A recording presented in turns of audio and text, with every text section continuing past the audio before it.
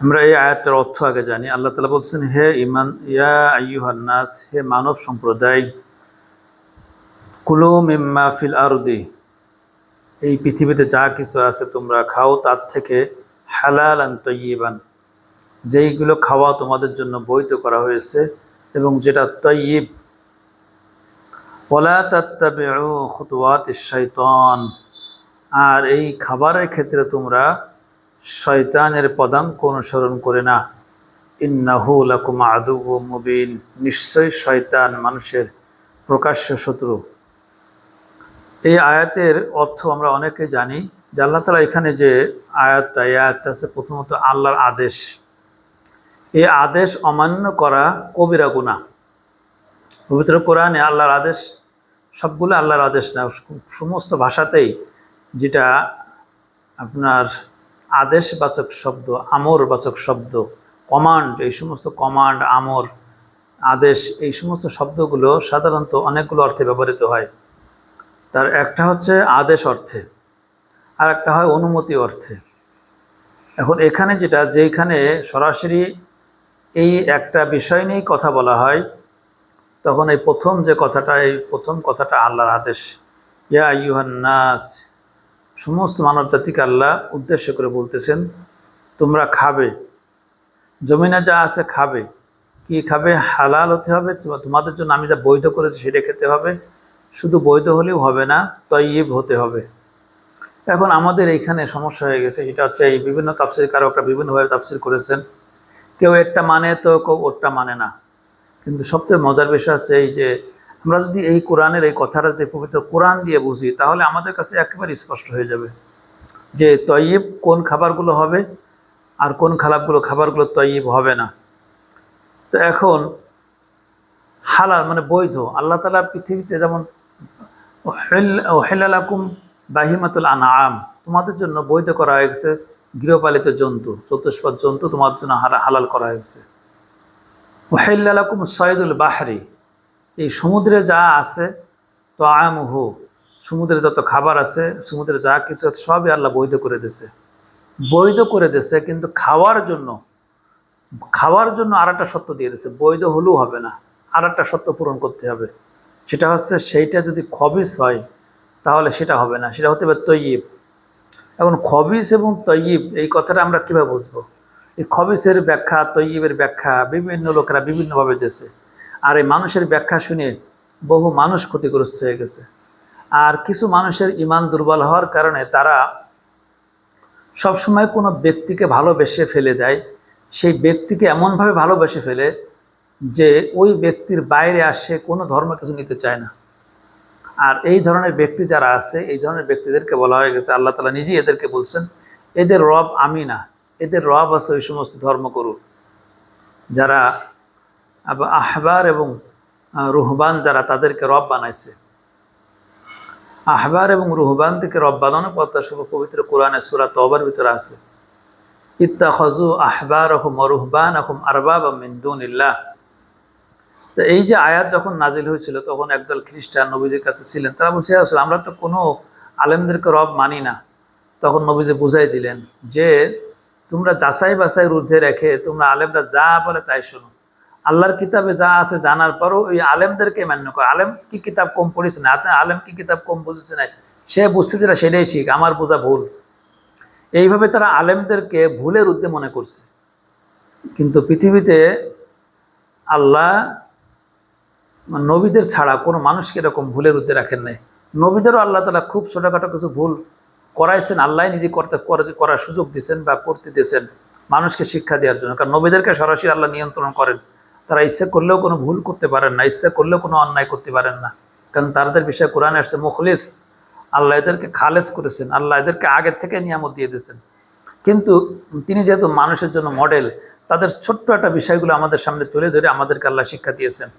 তো এখন এই জায়গাটা, নবীদের জায়গাটা যখন অন্য কাউকে দেওয়া হবে, দিয়ে আল্লাহর মতো করে তাকে মান্য করা হবে, প্রশ্নাতীতভাবে তার কথা মানা হবে। যারা এরকমভাবে কোনো আলেমকে মানে, কোনো পীরকে মানে, কোনো বুজুর্গকে মানে, তারা মূলত ওই আলেম পীর বুজুর্গকে রব বানায় ফেলেছে। যার কারণে এই আয়াতটা এমন একটা জটিল আয়াত। এই আয়াতের ক্ষেত্রে মানুষকে যখন আমি বলি যে ভাই আপনার এই গুল খাওয়া কিন্তু হারাম, সিগারেট খাওয়া কিন্তু হারাম। তো দেখি যে সাধারণ মানুষজন কথাগুলো একবারে মেনে নেয়, তাদেরকে বোঝায় কোরআন আয়াত দিয়ে বোঝালে তারা মেনে নেয়, তারা এটা আর কোনো কথা বলে না।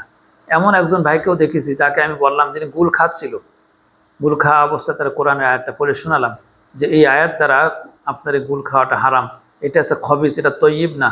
এই কথাটা বলার সাথে সাথে উনি সাথে সাথে গুলটা ধরে পুকুরে ফেলাই দিলেন। কিন্তু একই জায়গায় পীরের মুরিদ যারা আছেন, পীরকে বেশি ভালোবাসেন, এই লোকগুলোকে যতই বলি এরা বলেছে না, আমার পীর সাহেব কি কম বুঝতো, আমার পীর সাহেব এই উপমহাদেশের বড় পীর সাহেব, তিনি গুল খায়, তিনি যেহেতু খায় তাহলে আমি খাবো না কেন, আমার খাতে সমস্যা কি? উনি কি আপনার কাছে ছোট আলেম নাকি? উনি আল্লাহর ওলি, উনি আল্লাহর থেকে যেন বিশেষ নিদর্শন পায়, তাহলে উনার কোনো ভুল নেই, ভুলের ঊর্ধ্বে মানুষকে ফেলাইতেছে। তো এখন এইটা হয়ে গেছে সমস্যা।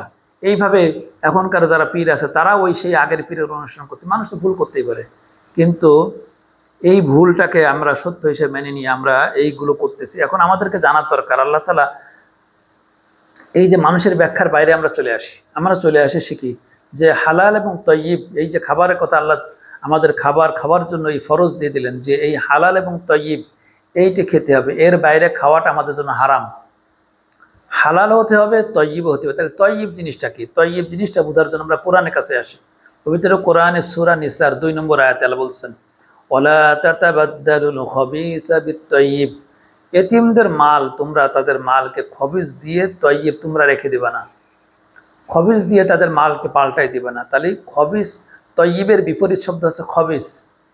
এখন এই বিপরীত শব্দটা বুঝলে আপনি তয়্যিব বুঝবেন। তয়্যিব মানে হচ্ছে খবিসের বিপরীত। এখন খবিসটা কি? খবিসটা হচ্ছে মালের নিম্নমান। খবিসের অনেকগুলো, তার একটা আছে নিম্নমানের। যেমন আপনি তার কাছ থেকে এতিমের সম্পদ আপনার কাছে রক্ষিত ছিল, আপনি এতিমের ভালো একটা পোশাক, ভালো একটা চাদর রেখে দিলেন, রেখে দিয়ে তারা কম মানের একটা চাদর দিয়ে দিলেন। এতিমের ভালো একটা জমি আপনার আন্ডারে ছিল, আপনি সেই ভালো জমিটা রেখে দিলেন, তারা একটু নিম্নমানের জমি দিলেন। এই যে নিম্নমান, এই নিম্নমানেরটার অর্থ আছে খবিস। আল্লাহ এখানে খবিস শব্দের অর্থ নিম্নমান করেছেন। আবার দেখুন সূরা নূরে, হ্যাঁ, আপনার 18 নম্বর পারার সম্ভবত 11 পৃষ্ঠা শেষের আয়াতে আল্লাহ তাআলা বিবাহ করার ক্ষেত্রে বলছেন, আল খবিসুনা লিল খবিসাত ওয়াত তাইয়্যিবুনা লিত তাইয়্যিবাত। খবিস পাত্র খবিস পাত্রী বিয়ে করবে, তয়্যিব পাত্র তয়্যিব পাত্র বিয়ে করবে। অর্থাৎ যারা গুনাহ করে বেড়ায়, যারা গুনাহ, যাদের ভিতরে গুনাহ আছে, জিনা ব্যভিচার করে, এই সমস্ত যারা প্রেম গঠিত কাজ কাম এসব যারা করে বেড়ায়, হ্যাঁ, যারা দিনের পথে থাকে না, ওই সমস্ত মেয়েরা, ওই সমস্ত ছেলেরা ওই রকম একটা বিয়ে করবে। আবার যারা দিনদার, যারা আল্লাহর বিধিবিধান মেনে চলে, পৃথিবীতে জিনা ব্যভিচারের কাছে যায় না, নিজের জীবনকে পবিত্র রাখছে, জিনার থেকে পবিত্র রাখছে, এই ধরনের মানুষদেরকে আল্লাহ বলেন তোমরাও পবিত্র একটা নারীকে বিয়ে করো যে তার সতীত্ব রক্ষা করেছে। আবার ওই ধরনের নারীদেরকে আল্লাহ বলছেন তুমিও যেমন সতীত্ব রক্ষা করেছো, এরকম একটা পবিত্র ছেলেকে তুমি বিবাহ করো। তাহলে খবিস এবং তয়্যিব, এটা হচ্ছে তয়্যিবের একটা অপের বিপরীত শব্দের মতো। এখন এই খবিস শব্দের অর্থ একটা আমরা পালাম যেটা আছে নিম্নমানের।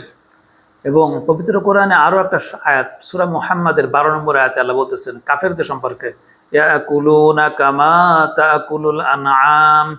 কাফেররা দুনিয়াতে ভোগ বিলাসে মত্ত থাকে এবং তারা খায় পশুর মতো খায়। কাফেরদের খাওয়াটা আছে পশুর মতো। পশু কিভাবে খায়? পশু যখন খায়, পশুর তার হাত নাই, পশু যখন যেখান থেকে খাবার খায়, ওই যে ঘাসের লতা পাতা যেখানে থাকে, ওখানে কিন্তু অনেক ছোটোখাটো ময়লা আবর্জনা থাকে, ওখানে কোনো শুকনো ঘাস থাকে যেটা তার খাদ্য না, ও আখাদ্য মিশে থাকে, ওই খাবারটা সে পরিষ্কার ধুয়ে খেতে পারে না, ধুলোবালি সহই সে খায়। ঠিক অনুরূপভাবে কাফেররা যখন খায় তখন তারা খাবারের ভিতরে ভালো মন্দ বাছাই করে খায় না, খাবারের হালাল হারাম দেখে না। কাফেররা যেরকমভাবে খায়, খাবারের ভালো মন্দ দেখে না, হালাল হারাম দেখে না, এই কাফেরদের মতো যেন আমরা না খাই। আল্লাহ খাবার নীতিমালা দিয়ে দিলেন। তাহলে তয়্যিবের বিপরীত হচ্ছে খবিস। খবিস খাবার আমাদের খাওয়া যাবে না। খবিস খাবার কি? যেমন আল্লাহ তাআলা সমুদ্রের সমস্ত প্রাণী, সমস্ত খাদ্য আমাদের জন্য খাওয়া হালাল করে দিলেন। উহিল্লা লাকুম সাইদুল বাহরি মাতাউল লাকুম আলাইহিস সাইয়ার। এখন আমাদেরকে হালাল করার পরেও হালাল হলো, কিন্তু আমাদের তয়্যিব হতে হবে। যেই মাছ, সাগরে অনেক প্রাণী আছে, অনেক মাছ আছে, অনেক খাদ্য আছে যেগুলো মানব দেহের জন্য ক্ষতিকারক, যেমন কচ্ছপ সব আরও অনেক কিছু আছে। কচ্ছপকে বলা হয় সাগরের ঝাড়ুদার। এরকমভাবে অনেক প্রাণী আছে যেগুলো মানব দেহে, তার গোশত মানব দেহের জন্য ক্ষতিকারক হতে পারে। পটকা মাছ আছে, এরকম অনেক মাছ আছে যেগুলো মানব দেহের জন্য ক্ষতিকারক। এইখানে এই আয়াতের খবর তৈয়ব শব্দের মূল সত্য আছে এই হালালও হতে হবে, আমার শরীরের জন্য সেটা উপকারী হতে হবে। এই আয়াতের কোরআন থেকে যদি আমরা এই কথাগুলো যা বুঝলাম, তাতে কথার অর্থ হচ্ছে এই যে আমার খাবারটা আল্লাহর পক্ষ থেকে বৈধ হতে হবে।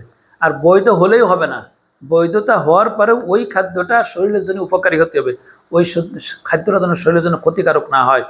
তাহলে এই দুইটে সত্য মেনে খাবার খাওয়া আল্লাহ আমাদের জন্য ফরজ করে দিয়েছে। এই দুইটে সত্য ভঙ্গ করা কবিরা গুনাহ, কবিরা গুনাহ একেবারে। কেন কবিরা গুনাহ? আল্লাহ তাআলা ওয়ালা তাত্তাবিউ খুতুওয়াতিশ শাইতান, বান্দা খাওয়ার ক্ষেত্রে তোমরা শয়তানের অনুসরণ করে না, কারণ শয়তান আমাদেরকে এইভাবে খেতে দিতে চায় না। এই কাজগুলো যদি আমরা করি, এইভাবে যদি আমরা খাই, আমাদের ইচ্ছা মতো যদি আমরা খাই, আমরা যদি হালালও খাচ্ছি কিন্তু হালালের সাথে সাথে যদি এরকম পচাবাসি নিম্নমানের খাবার, মানবদের জন্য ক্ষতিকারক এই খাবারগুলো খায়, এই খাবারগুলো এইভাবে খাওয়া, এই দুইটা সত্যকে অমান্য করে খাবার খাওয়া মানে হচ্ছে শয়তানের অনুসরণ করা, শয়তানের ইবাদত করা। তাহলে খাওয়ার জন্য যে দুইটা সত্য আল্লাহ দিয়েছেন, এই দুইটা সত্যের ভিতরে এবার দেখেন বিড়ি, সিগারেট, তামাক জাতীয় যত পণ্য আছে সব এর ভিতরে পড়ে যাবে, কারণ এগুলো সব মানবদের জন্য ক্ষতিকারক। এই জন্য এইটার নাম আছে খবিস। আল্লাহ তাআলা খাওয়ার জন্য যে দুইটা সত্য দিয়েছেন, হালালও হতে হবে, খবিস মুক্ত হতে হবে, তৈয়ব হতে হবে।